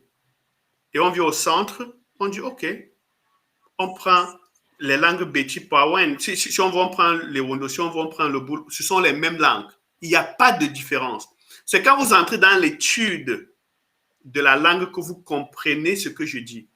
Ce sont des mêmes langues. Pourquoi est-ce qu'on veut dire qu'il y a l'ethnie Ewondo, il y a l'ethnie Boulou, il y a l'ethnie Manguissa? C'est de ça qu'il s'agit. Donc, si régionalement, on dit, OK, les Bamileke là, venez-moi avec une représentation. Ou bien alors, nous sommes en train de travailler dans le sens où on fait même des études comparatives de ces langues qui, à la fin, vont permettre, grâce à la lexicostatistique, c'est-à-dire les mots qui reviennent les plus dans chacune des langues, on tire ça comme le mot à utiliser comme pour la langue parapluie. Okay. Vous voyez? Donc, nous sommes en train de travailler sur ce genre de projet. On va peut-être au littoral, on voit le Bassa et le Bankone. Mais ce sont les mêmes langues. C'est un mélange de Douala. Le Bankone, c'est un mélange de Douala et de Bassa. Pourquoi je dois pourquoi je ne peux pas trouver un moyen de fusionner ça et d'en sortir une langue? C'est tellement facile.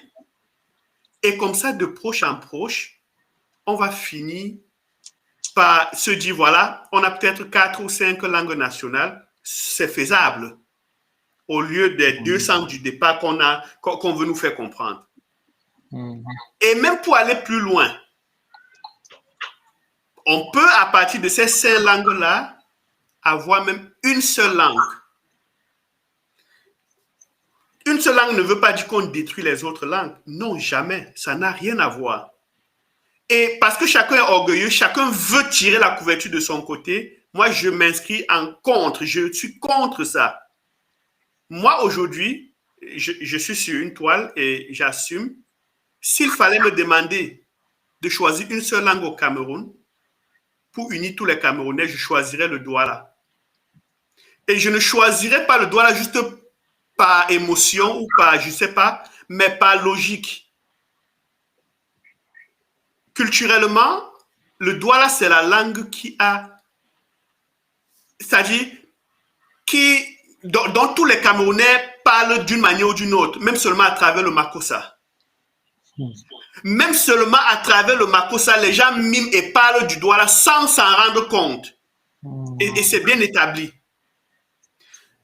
Pourquoi le Douala? Parce que c'est une langue qui est ouverte aussi à d'autres langues régionales, comme le Lingala. De proche en proche, on s'ouvre à l'Afrique. Et aussi, ça c'est de moi, personnellement. Mais s'il fallait passer au vote, et même le vote là devait être très facile, qu'est-ce que je préconise dans mon livre? J'ai écrit un livre appelé Études comparatives des langues bamileke. Études comparatives des langues bamileke, où je mentionnais aussi comment de proche en proche on peut le faire partout au Cameroun. Ce que je dis, s'il fallait procéder au vote, même le vote est simple. On peut venir là, on dit, OK, vous les activistes, tous les activistes et enseignants et professeurs des langues et culture africaines, là, venez. On peut le dire, venez. Quand ils viennent, on dit, OK, chacun doit voter pour une langue nationale au Cameroun, en dehors de la sienne. Chacun doit voter, chacun doit choisir une langue nationale au Cameroun en dehors de la sienne. Et le débat serait tranché. Parce qu'en ce moment-là, il n'y aurait pas question du nombrilisme, il n'y aurait pas question de ça. Et à partir de là, maintenant, quand on établit ça, quand on choisit, tout le monde s'aligne. Mais pourquoi on ne s'alignerait pas derrière le Wondo comme langue nationale ou bien derrière le Bassa au détriment du français? Nous acceptons avoir le français contre le Bassa, contre le Wondo, contre le Féfé, contre le Mdjumba, mais ça c'est très fou ça. Excusez-moi, je suis très passionné par ce sujet, peut-être je m'emporte, mais voilà comment est-ce qu'on peut s'entendre pour choisir rapidement une langue nationale. Et moi, je ne m'arrête pas aux langues nationales, à la langue nationale. Je sors même du Cameroun et j'épouse et j'adopte le Swahili. Si on pouvait parler le Swahili dans toute l'Afrique, inclus le Cameroun, mais on serait unis. Donc, évitons toute idée de nombrilisme, évitons tout débat de, je ne sais pas moi, qui ne contribue qu'à nous diviser, et regardons loin, ayons une vision très grande. Je vais d'abord m'arrêter là, sinon je vais monopoliser vraiment tout ce plateau. D'accord, Serge, vous avez quelque chose à rajouter? C'est comme ça que lorsqu'on parle de langue, c'est ça. Alors, bon, dans notre cas, par exemple, il y a des gens en Haïti précisément qui avancent comme argument et qu'il y a des créolistes, ceux qui se lancent dans la promotion du créole haïtien, c'est parce qu'ils veulent éliminer le français. C'est ce qu'ils disent. Mais au fond, c'est une façon, n'est-ce pas, de radicaliser la société et de montrer que ces gens-là, ce sont des extrémistes, n'est-ce pas? On ne peut pas composer avec eux parce qu'ils veulent éliminer le français. Et nous faisons toujours très attention à le dire dans l'académie. Non, il ne s'agit pas d'éliminer le français. Il s'agit de donner à la langue, au créole haïtien, l'occasion de se développer, tout comme le français s'est développé comme n'importe quelle langue, l'espagnol, l'anglais, le portugais, n'est-ce pas? Mais lorsque vous parlez par exemple, il y a un haïtien, par exemple, qui parle de, comment je me souviens plus de l'expression qu'il utilise, mais un bilinguisme équilibré. C'est son expression. Mais bilinguisme équilibré. Mais lorsque vous n'avez jamais donné à une langue, l'occasion de se développer, et comment allez-vous arriver à cet équilibre? C'est pas possible. Donc, mais c'est sa façon, n'est-ce pas, de montrer que cette affaire de promotion du créole, etc., et ça ne va pas marcher. Parce qu'on ne pourra jamais arriver à un bilinguisme équilibré si une langue se trouve au haut de l'échelle et puis l'autre se trouve au bas de l'échelle. C'est pas possible. Et donc, c'est ça. Le problème, c'est que il s'agit ce que nous soulignons toujours, il ne s'agit pas d'éliminer la langue française. Il s'agit simplement de permettre à la majorité créolophone qui n'a pas eu l'occasion d'aller à l'école pour acquérir les connaissances, de lui donner des outils pour qu'il puisse arriver au même niveau que celui qui a été éduqué uniquement en français. Et c'est pas possible. Il faut, autrement dit, il faut des ouvrages, il faut des écoles où l'on enseigne le créole, et il faut un moyen pour eux d'avoir accès à l'éducation, c'est tout. Merci. Et parlant d'éducation et d'écriture, il y a un célèbre écrivain kenyan, Ngugi wa Thiong'o, qui a écrit en Kikuyu pour encourager véritablement l'apprentissage des langues africaines. Et malheureusement, son effort a été très critiqué et il a été qualifié de tribaliste. Donc, dans votre contexte, basé sur votre expérience, est-ce qu'il y a des efforts, je sais qu'il y a des efforts pour pérenniser les langues africaines par le roman, à travers le roman, donc à travers l'écrit.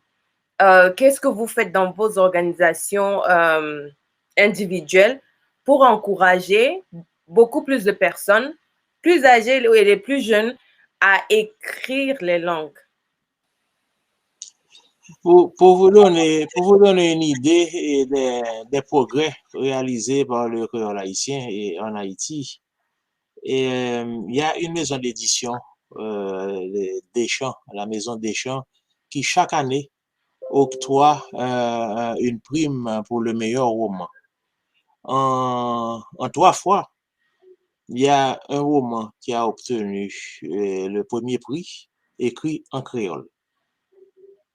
Ça s'était jamais vu auparavant. En 3 occasions. Et un auteur et une jeune fille de à peine 23 ou 24 ans qui a écrit un roman, et bien, n'est-ce pas, en créole.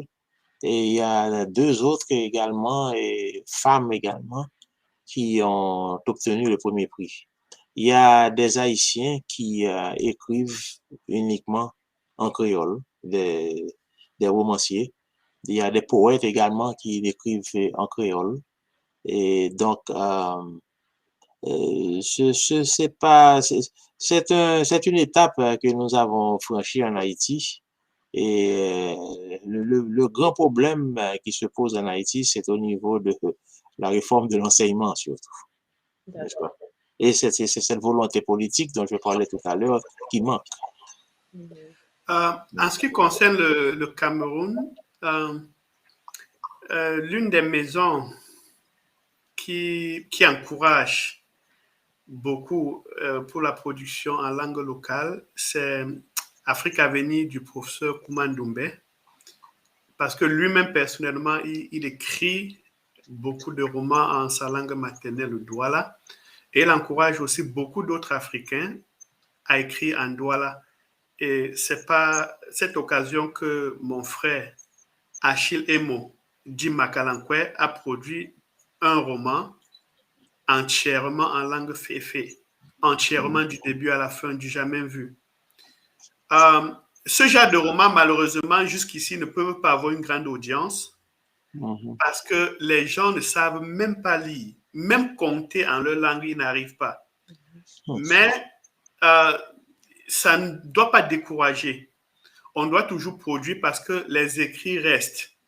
Ça, c'est au moins quelque chose qui est très capital. Quand vous écrivez, ça veut dire que vous avez gravé tout. Alors que quand vous parlez, ça s'envole. Donc, nous sommes vraiment pour l'écriture. Même si les gens n'arrivent pas à lire aujourd'hui, ça sera des vestiges plus tard. Les gens vont aller vraiment fouiller les ruines pour découvrir au moins ce qui était écrit à un moment donné de leur histoire. Donc, voilà à peu près ce que je peux dire dans le cadre du Cameroun. Il y a aussi le Certodola qui documente aussi beaucoup des écrits pour les traductions africaines. Voilà, quelques maisons. Et au niveau de Résulam, nous sommes encore au bas échelon, c'est-à-dire les enfants, les adultes. Au niveau de... Nous ne sommes pas dans la littérature pour le moment, nous sommes vraiment pour la pratique de la langue. Comment est-ce qu'on peut développer les outils pour permettre déjà à ces gens-là, à cette population de parler la langue. Et plus tard maintenant, quand ils vont pouvoir parler cette langue, ils auront maintenant un goût poussé à la littérature, à aller chercher des romans, à aller chercher des contes et autres. Donc voilà comment est-ce que nous évoluons par échelon. Nous sommes encore à l'étape de l'enseignement de la langue. Et on va arriver au niveau des productions romanesques plus tard. Et parlons des jeunes, justement. Quel est le degré d'implication des jeunes dans l'apprentissage et la transmission des langues africaines, ou alors même le créole? Ou alors, est-ce que c'est un effort qui est juste celui d'une certaine génération? Est-ce que vous voyez beaucoup de jeunes qui s'intéressent à dans vos efforts? La plus grande tranche de nos élèves et de nos apprenants, ce sont les jeunes mamans qui viennent d'avoir un enfant et se disent, où est-ce que je vais? Qu'est-ce que cet enfant va parler? Mm. Donc, voilà la plus grande tranche d'âge. C'est de 25 ans à 35 ans. Voilà la tranche d'âge vraiment que nous recevons le plus pour le moment. Et il y a quand même quelques enfants parfois qui nous surprennent et se démarquent, qui vont chercher la chose sans même l'avis de leurs parents. J'ai eu une élève qui, au contraire, c'est sa maman qui la décourageait d'apprendre la langue maternelle. Et elle voulait apprendre. Donc, elle s'est cachée, elle m'a écrit, elle m'a dit, je veux apprendre la langue. Elle m'a dit la vérité, mais maman ne veut pas. À partir de là, il a fallu que j'essaie de causer avec sa mère. Et quand j'ai causé avec sa mère, j'ai compris qu'elle n'avait pas encore compris la chose. Parce que pour elle, elle se disait, autant mieux elle apprend même le chinois parce que ça va lui donner des opportunités plus tard. Autant mieux apprendre même l'arabe. Mais est-ce que sa langue maternelle, ça lui apporte quoi? Voilà, nous mesurons des revenus juste financièrement, malheureusement. On ne mesure pas l'état d'esprit, on ne mesure pas l'humanité. L'humanité n'est plus au centre, mais c'est plutôt des intérêts pécuniaires. Et c'est ça, malheureusement, qui fait que, voilà, on dévalorise nos langues en se disant, qu'est-ce que ça va t'apporter demain? Donc, je sais que j'ai extrapolé, mais la tranche d'âge qui vraiment est beaucoup plus intéressée, ce sont les jeunes parents. Parce qu'ils ont pris conscience à partir du moment où ils ont généré, ils ont mis au monde un enfant, ils se disent, voilà, qu'est-ce que l'enfant là va parler demain? Et c'est là où ça les interpelle. Quel est le cas Haïti?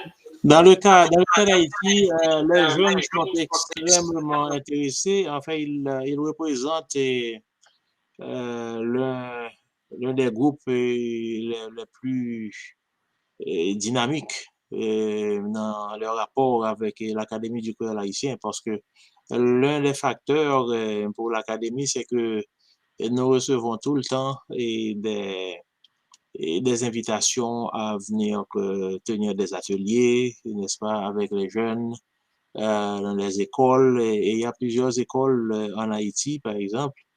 Bon, je ne dirais pas plusieurs écoles, mais dans certains endroits, il y a certaines écoles où l'enseignement se fait entièrement en créole, et ce sont des écoles pilotes.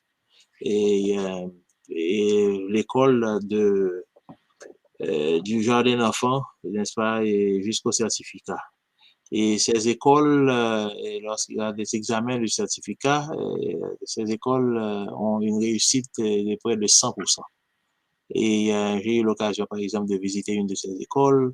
Et c'est formidable de voir ces jeunes en train de s'exprimer dans leur langue, n'est-ce pas? Ils apprennent tout, le curriculum complet, n'est-ce pas? Ils apprennent les mathématiques, la physique et tout, et puis le jardinage également. Donc, il y a, à travers le pays, nous recevons tout le temps des invitations à l'académie pour, particulièrement durant la célébration du mois du créole. Nous recevons toutes sortes d'invitations, des professeurs également. Et naturellement, parfois, notre budget ne suffit pas pour satisfaire toutes les demandes. Mais définitivement, les jeunes se demandent toujours et ils parlent toujours de l'académie. Mais c'est surtout, comment dirais-je, au niveau des provinces, n'est-ce pas? Parce que l'une des composantes des programmes de l'académie, c'est de systématiquement visiter les différentes régions du pays et pour pouvoir non seulement faire connaître les travaux de l'académie, mais également de faire savoir que l'académie est là pour donner une assistance technique dans la mesure de ses moyens, naturellement. D'accord. Ben, merci infiniment. En tout cas, nous avons passé une excellente soirée. Mais avant de partir, deux choses. Avant votre mot de la fin, j'aimerais quand même poser cette question. Parce que nous, tous les trois, nous sommes hors de nos terres ancestrales. Et, et il est triste de constater que beaucoup d'entre nous qui sommes en dehors de ces terres ancestrales, nous ne parlons pas nos langues. Donc, la question est de savoir, est-ce que l'Europe, l'Amérique, l'Asie, est-ce qu'ils sont des cimetières des langues africaines? Ou alors de la langue, le créole aussi. Est-ce que c'est véritablement un cimetière? Alors, vous m'écoutez? Oui, oui. Oui. Je dirais que ça ne devrait pas être un cimetière. Ça peut être un cimetière si vous décidez d'enterrer ça vous-même. Les Chinois sont hors de leur terre, mais quand ils sont là-bas, ils parlent leur langue. Les Arabes sont loin de leur terre. Les Turcs, ils sont loin de leur terre. Mais pourtant, ce n'est pas un cimetière. C'est parce que nous avons tellement eu à penser qu'on est évolué et civilisé dans la culture de l'autre. Et en ce moment-là, vous interdisez même littéralement à vos enfants.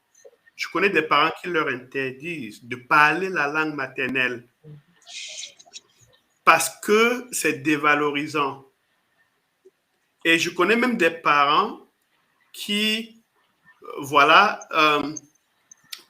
ont inculqué à leur enfant que même le prénom là, hein, quand on donne un nom africain à l'enfant, c'est dévalorisant parce que au niveau de l'école, comment est-ce qu'on va prononcer ça? Et du coup, tu seras peut-être rétrograde par rapport même à ça.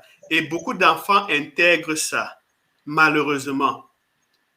Donc, si l'Europe ou l'Asie ou l'Amérique est le cimetière de nos langues, c'est parce que nous l'avons voulu. C'est parce que nous avons décidé de l'enterrer. Je suis ici aux États-Unis. Ma fille est née ici. Elle est née à l'étranger, n'est pas née au Cameroun, mais elle parle correctement sa langue maternelle, sans hésitation. Parce que nous avons décidé de ne parler que ça à la maison. Je dis de ne parler que ça. Beaucoup au départ me disaient que je vais retarder l'enfant mentalement parce qu'elle ne saura pas après s'exprimer en anglais. Mais elle parle parfaitement anglais. Donc, c'est pour vous dire que c'est une question de volonté et de paradigme. Il faut changer la vision des choses. Donc, voilà ce que je dis. Si l'Europe ou l'Asie est le cimetière, c'est parce que c'est nous qui avons creusé cette tombe-là et y avons mis nos langues maternelles. Donc, ça ne devrait pas être un motif. Oui, je dirais que c'est bien vrai, effectivement, et j'ajouterais aussi que il, il s'agit pour les parents d'inculquer précisément cette culture à leurs enfants parce que j'ai ma fille, par exemple, et qui est née ici, aux États-Unis, et ma femme est guyanaise. Je suis haïtien, mais ma fille, dans sa voiture, elle a trois petits drapeaux.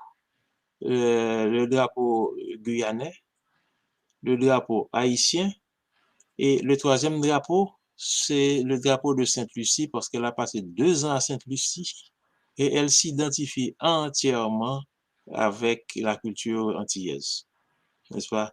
Et elle est exposée, et elle a été exposée à la langue de sa mère, naturellement, exposée au créole haïtien. Et elle adore le portugais parce qu'elle a vécu un peu environ 2 mois au Brésil. Donc, il s'agit elle est très à l'aise dans la culture antillaise, n'est-ce pas? Donc, il s'agit pour les parents justement d'inculquer cette culture et de leur donner ce sens identitaire dont on parlait au début de cette conversation. Et elle est très à l'aise dans sa peau. Et elle a une idée très précise de qui elle est, n'est-ce pas? Donc, je crois que effectivement, dans le cas du créole haïtien, et nous autres Haïtiens, nous sommes encouragés parce que dans le métro de New York, lorsqu'on annonce et certaines choses, et vous noterez que le créole haïtien est inclus. En Floride, les annonces publicitaires et dans les établissements publics, on annonce aussi en créole. Pourquoi? Parce que la communauté haïtienne, que ce soit à New York ou bien en Floride ou bien à Boston, s'est imposée au point que il faut que la communauté haïtienne entende ce dont elle a besoin dans sa langue également. Et même dans les brochures, parfois, les questions de santé publique, etc., on verra le chinois, le vietnamien et puis le créole haïtien. Même Google, par exemple, on peut traduire, Google traduit des documents en créole haïtien. Donc, nous sommes très, très encouragés. Et une fois, je consultais des documents sur le site de l'Organisation panaméricaine de la santé et j'ai vu des documents en créole haïtien, une institution internationale. Donc, à ce point de vue-là, et non l'Europe ou l'Asie, etc., pour le créole haïtien, je crois qu'ils ne pourront pas l'enterrer. Et comme disait mon confrère, il faudrait que ce soit nous autres qui enterrons notre propre langue. Donc, alors, on ne peut pas faire ça. Donc, au contraire. D'accord. En tout cas, merci infiniment. Nous avons eu... oui. Je voudrais... Oui, je ne peux pas finir sans peut-être préciser aux téléspectateurs que nous avons sur notre chaîne YouTube de Résulam des centaines de vidéos pour apprendre toutes les langues africaines. Donc, il suffit, à l'heure où je vous parle, d'aller sur Résulam, R-E-S-U-L-A-M. Si vous allez sur la page YouTube de Résulam, vous allez apprendre que ce soit le Wolof, le Bassa, le Douala, le Mandjumba, le Fufulde. Le fond également. Oui, le fond. Donc, et actuellement, nous sommes en train de pousser pour inclure toutes les langues africaines. Et permettez-moi de partager l'écran pour vous montrer là directement, parce que ça, les gens parfois périssent parce qu'ils ne savent même pas que ça existe. Hein? Ils ne savent même pas en fait. Vous voyez? Donc, c'est mieux d'aller toujours montrer. Donc, si vous venez sur la page YouTube de Résulam, vous allez voir des vidéos vraiment pratiques. Non. Do. Pourquoi? Là, par exemple, ça c'est le Bassa. Il y a le Bankon, il y a le Wolof, il y a tout ce que vous pouvez avoir comme la plupart des langues africaines. Et nous sommes encore en train d'en produire. On est en train d'en produire. Donc, vraiment, et tout ça c'est gratuit. Nous faisons tous ces efforts-là et nous vous les mettons gratuitement. Si vous pouvez contribuer pour qu'on fasse mieux, n'hésitez pas. Je suis très heureux d'apprendre ça précisément parce que mon voyage a été formidable et je vais acheter des livres que je veux le faire. Le créole haïtien a beaucoup de... Non. Donc alors, je suis très heureux d'apprendre ça parce que je vais apprendre ça. Désolé, je n'ai pas entendu ce que vous avez.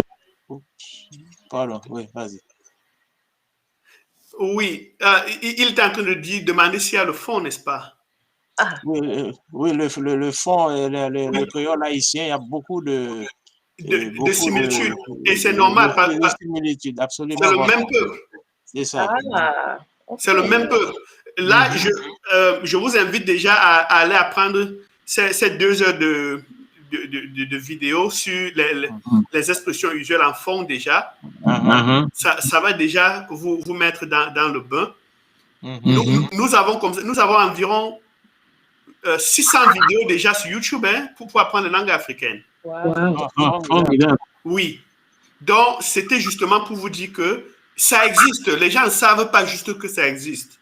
Et il est temps qu'on aille vraiment démocratiser ça. Donc, si vous... Est-ce que c'était le mot de fin? Parce que je voulais dire un mot de fin, mais si ce n'est pas encore ça, je vous laisse Oui, c'est le mot de fin maintenant. Voilà. Pour mot de fin, je vais vous demander de lire ceci avec moi.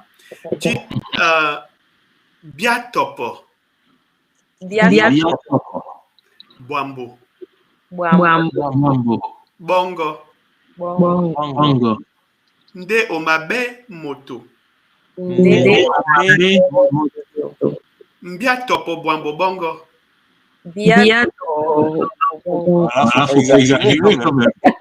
Omabe moto. Oui, là, ça veut dire apprends ta langue maternelle et sois aussi quelqu'un. Apprends ta langue maternelle et sois aussi quelqu'un. C'est la même chose en Newondo. Yogun Kwabowe Asu Yine Obo Nchi. C'est le même message en Newondo. C'est le même message en Yemba. Zine ala ju ndongo ju ningnon. Apprends ta langue maternelle pour être aussi un être humain. C'est le même message que nous donnons à Mndjumba. Ziten chubmu mbeyu mentun. Mentun, c'est muntu, comme dans les langues bantoues. Ça veut dire être humain. Ziten chubmu mbeyu mentun. Sur la coloration, romala, jite romtsu mbeyu mo. Et en fait, qui est ma langue maternelle, Jisi Rezo Mbayo Wenok. Donc, apprends ta langue maternelle pour être aussi un être humain. Donc, c'est sur cette note que je vais m'arrêter et j'espère que les téléspectateurs vont tirer beaucoup de sources de motivation d'aller apprendre leur langue maternelle. Payer ça veut dire je vous remercie. Payer Abungang. Merci. Et Serge, un mot de la fin? Oui, et je dois dire que cette soirée a été absolument intéressante et je vous remercie de m'avoir invité à participer à cette table ronde. Et je suis très heureux d'avoir fait la connaissance de mon confrère camerounais parce que sur le plan culturel, le Cameroun et Haïti, la musique et tout, formidable. Et moi, je m'intéresse beaucoup à la musique également, ensuite des langues. Et la musique africaine, j'essaie de me tenir au courant. Et la musique camerounaise m'a toujours intéressé.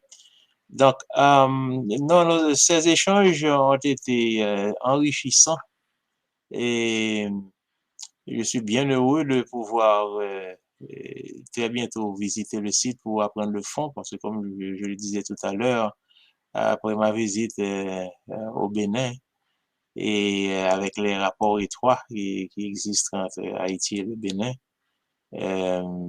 j'espère pouvoir lors de mon prochain voyage au Bénin, pouvoir m'exprimer un peu en fond.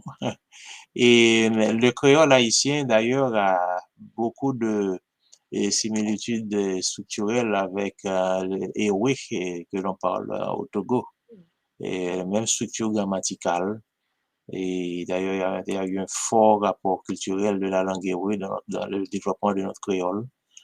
Et vraiment, il y a beaucoup plus de similitudes que de différences entre nous et c'est malheureux parfois que le fossé qui a été creusé entre la diaspora africaine et la terre-mère est trop large et j'espère que le moment arrivera où on pourra avoir des échanges beaucoup plus fructueux, des contacts surtout physiques beaucoup plus étroits.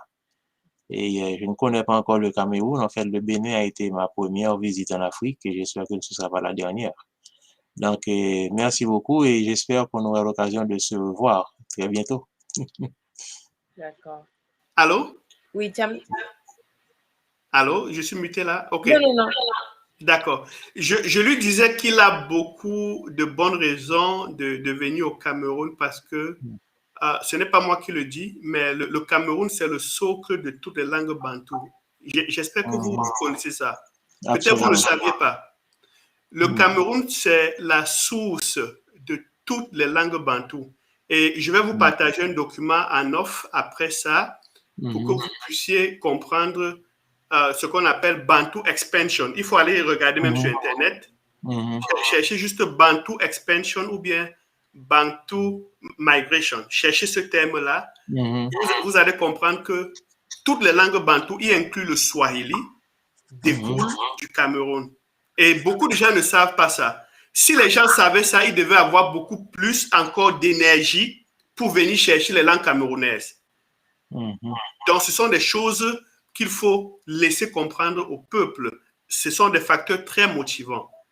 Donc, voilà. Et M. Bellegarde ne peut pas partir sans quand même dire quelques mots en créole. Ah oui, oui, c'est vrai. Bon, moi, je suis content pile que je vienne participer dans ça, dans table ça, et que je souhaite que ce n'est pas la dernière fois que nous rencontrer. Et n'importe qui que nous avons l'autre table avec un camarade compétent comme ça, et tant que camarade Chana, je suis trop content de participer. Donc, c'est avec un pile plaisir que je me fais connaissance en ligne. Et j'espère que nous avons des contacts et que nous avons rencontré encore. Merci un pile. Merci en pile. Et franchement, tous les deux, je ne saurais comment vous exprimer ma sincère gratitude. Parce que House of Jelly est né véritablement du désir de fédérer les peuples africains, qu'ils soient des Caraïbes ou du continent. Donc, à vous voir échanger comme ça et à apprendre de vous, vraiment, merci infiniment. Et j'espère encore une fois que ce ne sera pas la dernière, qu'on pourra, nos différentes organisations pourront collaborer dans le futur pour véritablement mettre en avant nos cultures et nos peuples. Donc, merci à vous et bonne soirée. Merci. Wow.